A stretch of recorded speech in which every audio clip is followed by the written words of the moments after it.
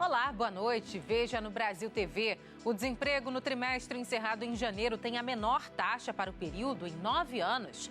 Empresas buscam instituições de ensino para conseguir mão de obra qualificada.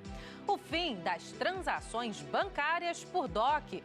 E pesquisadores do Sergipe estudam por que os corais estão mudando de cor. Quinta-feira, dia 29 de fevereiro, agora no Brasil TV.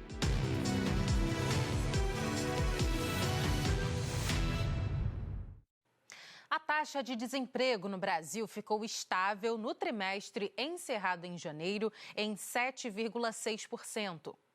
Depois de 6 meses em busca de emprego, a Emanuele conseguiu uma vaga como recepcionista neste salão de beleza na Zona Sul do Rio. Eu atirei para todos os lados, foi muito difícil conseguir, porque o que eu conseguia também não era tão bom, não tinha carteira assinada, era só freelance. O Johnny também acabou de ser contratado como gerente. Eu entrei, vai fazer 2 semanas, fiquei 5 meses desempregado, desde agosto do ano passado, fiquei procurando. Mais oferta de trabalho, menos gente desempregada. De acordo com o IBGE, 387 mil brasileiros conseguiram uma vaga de emprego entre novembro e janeiro.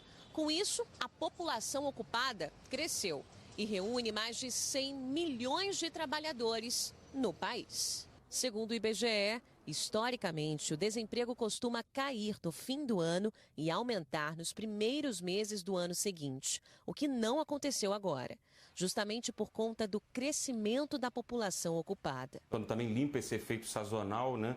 A gente está num nível recorde de população ocupada, então isso reforça, né? Então há vagas disponíveis, as pessoas estão se ocupando, realmente estão conseguindo emprego. A taxa de desemprego de 7,6% é a menor para trimestres até janeiro, desde 2015. Em termos de renda, os dados do IBGE mostram um bom desempenho. O salário médio dos trabalhadores cresceu em relação ao trimestre anterior e chegou a R$ 3.078. O salário médio do trabalhador está crescendo acima da inflação. Isso é importante. Então, a gente vê uma circulação bastante importante desse recurso e isso dá um suporte ao consumo das famílias. Apesar da melhora do desemprego, em muitos lugares falta mão de obra qualificada. Cada vez mais empresas estão buscando parcerias com instituições de ensino para treinar jovens funcionários. A Lívia nunca imaginou o que queria fazer profissionalmente quando crescesse. Mas 2 anos atrás, ela se matriculou em um curso no Senai. Aqui, os sonhos começaram a surgir. Eu descobri que eu quero fazer design, descobri que eu gosto do ramo gráfico, descobri que eu quero ingressar nisso pro resto da minha vida. Depois de traçar os primeiros objetivos na carreira profissional, ela conseguiu estágio em uma indústria de Bauru. A gente aprende aqui tudo desde o início, né? Desde parte teórica, prática, técnica. Então, eu já cheguei no mercado de trabalho com uma visão muito ampla do que é a gráfica e do que a gente faz, o que é importante para a indústria. A Lívia é estudante do curso de impressão gráfica, uma parceria entre várias empresas da cidade e o Senai. Nós fazemos uma divulgação muito na periferia, para aquele público que talvez não teria a mínima expectativa de entrar no mercado de trabalho, principalmente na indústria que tem o maior salário. E quando nós, então, trazemos ele para o Senai, qualificamos ele e eles entram no mercado de trabalho já ocupando uma profissão, é transformador tanto para o aluno quanto para a família.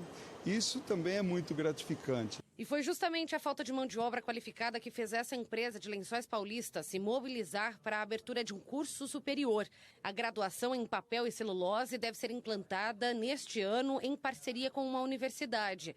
É a esperança para ocupar vagas específicas por aqui. A gente já tem parcerias com outras entidades para cursos técnicos e a gente queria justamente o curso de graduação para trazer um olhar ali mais de gestão, mais uma visão de helicóptero, como a gente chama. Então, trazer também a questão das análises, de um olhar mais analítico para nossos futuros colaboradores. Nessa outra indústria de papelaria e material escolar, todos os anos são contratados mais de 40 jovens aprendizes. No fim do curso no Senai, cerca de 15% são efetivados. A gente consegue contratar uma mão de obra que já tem uma certa qualificação. A gente consegue moldar essa mão de obra aos valores da empresa, né? Com isso, a A gente tem um rendimento muito maior do que um outro profissional que não teve esse tipo de aprendizagem.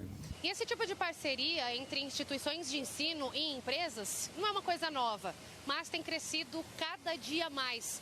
E essas oportunidades podem ser transformadoras. É o caso do Gabriel, que aos 16 anos fez o primeiro curso e hoje, aos 20, já está com a carteira assinada. Indico às pessoas, aos jovens, a todo mundo que tem interesse em ir lá praticar, fazer, que, falar para você, mudou bastante minha vida assim.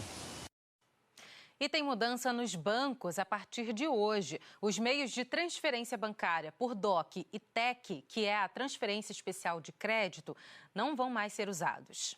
E muita atenção aos serviços que acabam. A partir de hoje, ficam extintos, então, o DOC, o documento de ordem de crédito, e a TEC, a transferência especial de crédito, que era feita por empresas para pagar benefícios de funcionários. De acordo com a Federação dos Bancos, a extinção desses meios de pagamento vem da falta de interesse do brasileiro em usar. Desde o surgimento do Pix, em 2020, caiu muito o uso do DOC. O último balanço do Banco Central mostra que o Pix teve mais de 17 bilhões de operações no primeiro semestre de 2023, quase metade das transferências do sistema bancário. Só na sequência aparecem o cartão de crédito, de débito, o boleto bancário, a TED e até o talão de cheque. Só depois aparece o DOC. O fim do DOC e da TEC começou no dia 15 de janeiro deste ano e hoje era o último dia para a conclusão das transferências já agendadas. Ao fim do dia, então, as duas modalidades deixaram de existir. Lembrando que a TED, a transferência eletrônica disponível, continua sendo uma opção válida. O Ministério da Saúde decidiu antecipar a campanha de vacinação contra a gripe. Tradicionalmente, a campanha acontece entre os meses de abril e maio, mas este ano terá início em 25 de março por causa do aumento da circulação de vírus respiratórios. A estimativa é que 75 milhões de pessoas sejam imunizadas. No Acre, 3 pessoas morreram por causa das cheias de rios e igarapés. O nível dos rios é recorde. O nível do rio Acre, no município de Brasileia, na região de fronteira com a Bolívia, passou da cota histórica ontem. Marcou 15 metros e 58 centímetros, segundo o Serviço Geológico do Brasil. Hoje as águas já estão baixando, mas as imagens do centro da cidade impressionam. Prefeitura, prédios comerciais e casas foram tomados pelas águas. Em Chapuri, a casa de Chico Mendes, líder seringueiro, está alagada. O nível do rio Acre na cidade hoje passa de 16 metros, segundo o Serviço Geológico. Em Rio Branco, o rio também passa dos 16 metros. 37 bairros foram atingidos. 17 municípios do estado estão em situação de emergência por conta da cheia dos rios. Eu volto com você. Em Roraima, o problema é a seca. 9 municípios estão em situação de emergência e moradores já sofrem com a falta d'água. Roraima continua sofrendo com a estiagem. Os efeitos da seca já são percebidos tanto na capital como no interior. Em Pacaraima, que fica no norte do estado, casas começaram a ser abastecidas por caminhões-pipa. Esses veículos também estão sendo usados para encher os reservatórios das unidades de saúde. O hospital municipal chegou a ficar sem água nas torneiras. A seca também chegou às comunidades indígenas. A Rutucara, que é uma das entidades que representam o povo Yanomami, afirmou que aldeias estão sofrendo com a falta de água e também cobrou do governo federal o combate aos incêndios florestais. Hoje, a terra Yanomami, que é a maior do país, soma em 2024 262 focos de incêndios. E por falar em focos de incêndios, segundo o Instituto Nacional de Pesquisas Espaciais, o INPE, Roraima é o estado do país com mais focos. São 2.606 focos desde 1º de janeiro até agora.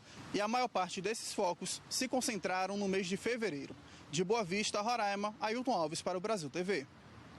Terminou o período da piracema, época em que a pesca fica proibida por causa da reprodução das espécies. Mas o IBAMA alerta que algumas regras ainda precisam ser cumpridas.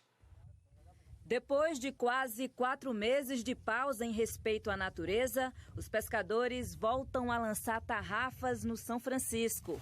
A Piracema, período de reprodução dos peixes, terminou.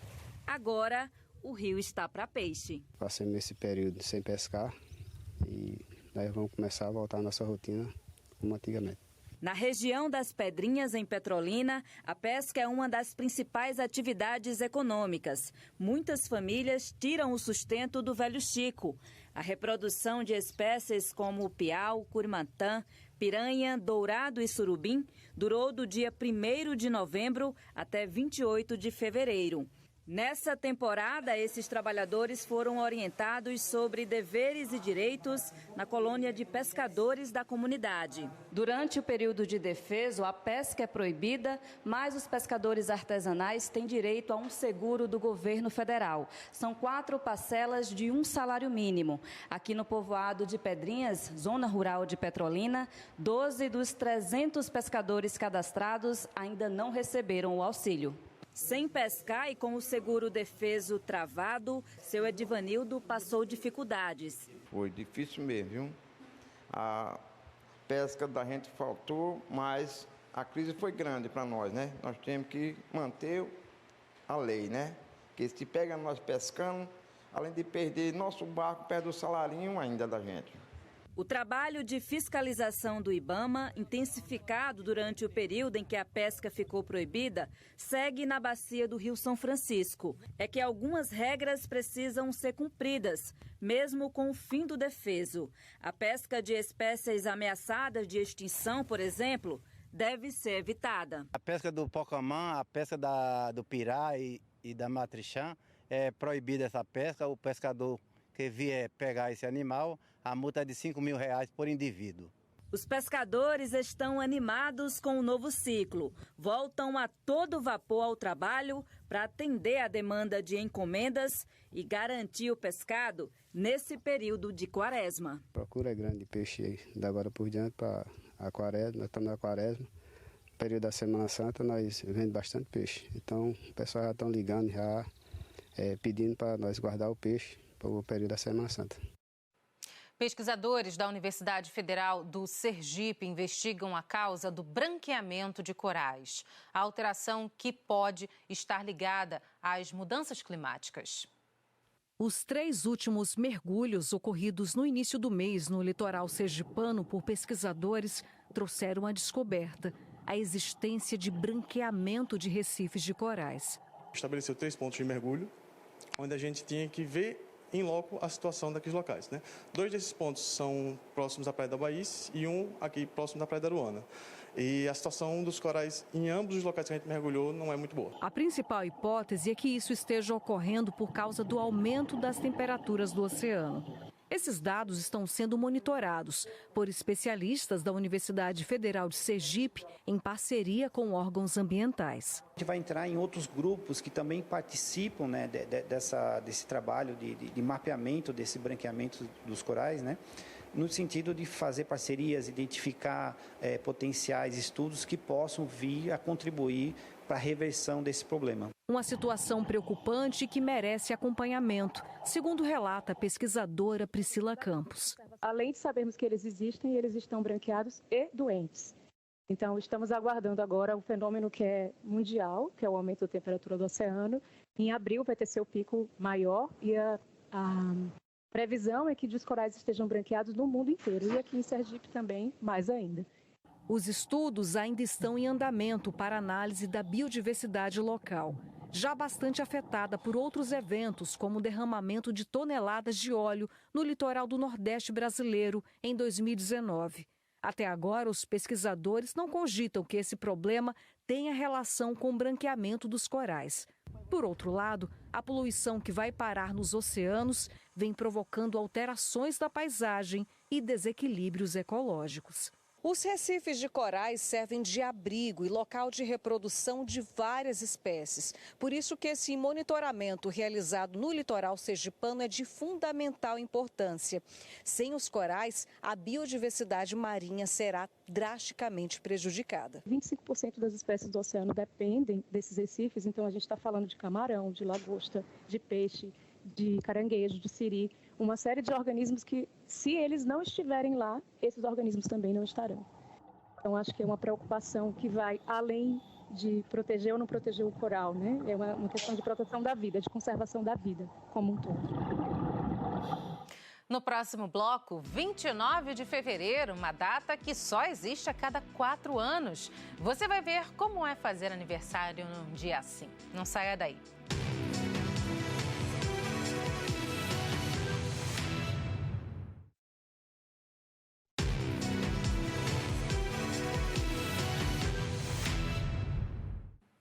A Polícia Federal fez hoje uma operação para investigar um esquema que teria sido montado para comprar munição nos Estados Unidos e trazer ilegalmente para o Brasil.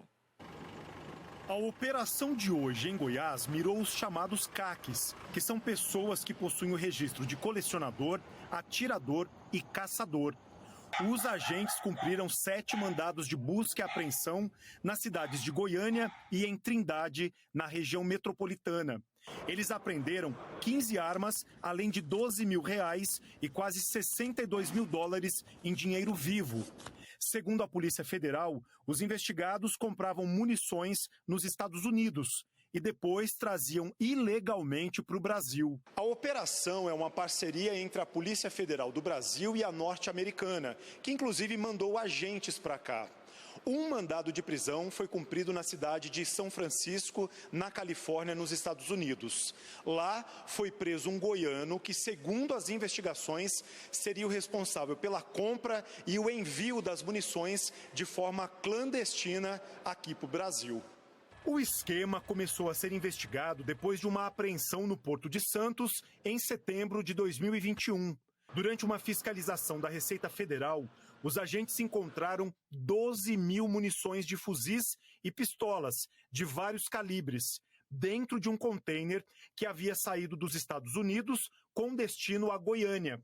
Depois dessa apreensão, policiais federais e da Agência de Investigações de Segurança Interna americana identificaram dezenas de outros contêineres também carregados de munições, destinados a moradores de Goiás nos meses seguintes. A partir de agora, nós vamos fazer a análise do material que foi apreendido, imputar a responsabilidade a cada um dos envolvidos, na medida da sua responsabilidade, da sua culpabilidade, e procurar ver quem mais está envolvido com o tráfico e qual o destino final, talvez, dessa quantidade de munições. A polícia não divulgou os nomes dos investigados. Eles poderão responder pelos crimes de organização criminosa e de tráfico internacional de munições. Todos tiveram os registros de caçador desportivo suspensos. Foi preso ontem no Rio o homem acusado de destruir e dar sumiço no carro usado no crime que matou a vereadora Marielle Franco e o motorista Anderson Gomes. Foi no Cobalt Prata que os assassinos se prepararam para a emboscada. E de dentro dele partiram os tiros que mataram a vereadora Marielle Franco e o motorista dela, Anderson Gomes. Os investigadores da Polícia Civil procuraram pelo carro por 1 ano. Mas o veículo foi destruído. E ontem a Polícia Federal e o Ministério Público do Rio fizeram uma operação para prender o responsável por dar fim a uma das provas mais importantes do crime. Edilson Barbosa dos Santos, conhecido como Orelha, foi preso perto de casa, em Duque de Caxias, na Baixada Fluminense. Orelha é acusado de atrapalhar as investigações com a destruição do Cobalt Prata, mesmo depois das notícias de que aquele veículo tinha sido usado pelos assassinos. Os investigadores chegaram até Orelha pela delação do ex-PM Elcio de Queiroz, que está preso por dirigir o carro na noite do assassinato. Os investigadores encontraram na casa do suspeito um depósito onde ficam as partes retiradas dos carros usados nos serviços criminosos. São 4 presos até agora pela morte de Marielle Anderson. Além de Orelha e Elcio de Queiroz, Rony Lessa, acusado de ter feito os disparos, e Maxwell Simões Correia, o Suel, ex-bombeiro, acusado de monitorar os passos de Marielle e de prejudicar as investigações. Depois da delação de Elcio de Queiroz, os investigadores passaram a procurar provas que ligassem Orelha ao assassinato de Marielle e Anderson. Com a análise de dados dos telefones celulares dele e de Suel, a polícia e o Ministério Público encontraram ligações que reforçaram a tese. 2 dias depois do crime, Orelha recebeu o carro usado pelos assassinos. com a missão de destruí-lo. Logo após o crime, o carro foi estacionado na rua onde mora a mãe de Rony Lessa. Um dia depois, em 15 de março, Lessa, Elcio e Suel combinaram o desmanche do veículo com Edilson dos Santos. Nesse dia, há registro de 7 telefonemas entre Suel e Edilson, o Orelha. Depois, Lessa, Elcio e Suel se encontram para trocar a placa do carro que voltou a ser estacionado na rua, em frente onde a mãe de Lessa mora. O Ministério Público e a Polícia Federal dizem que em outro encontro, no dia 16 de março, Elcio de Queiroz e Rony Lessa entregaram o carro à Orelha numa praça da zona norte do Rio. Segundo a investigação, as placas originais já tinham sido cortadas e jogadas na linha do trem por Rony Lessa. A prisão de Orelha é uma etapa importante da investigação e esclarece o destino do carro usado no crime.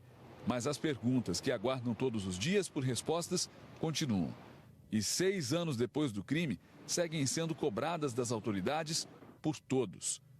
Quem mandou matar Marielle e por quê? 3 toneladas de maconha foram apreendidas na região metropolitana de Belo Horizonte. 6 homens foram presos, entre eles 2 paraguaios.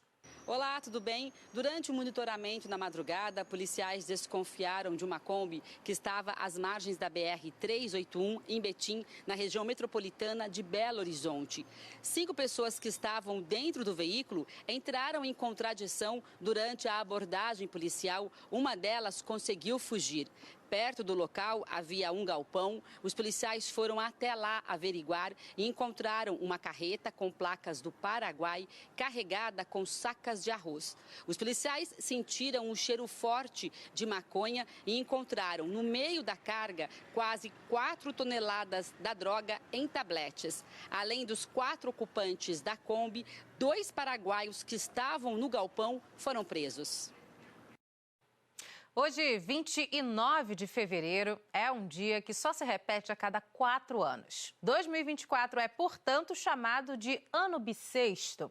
Essa característica do calendário cria uma situação inusitada.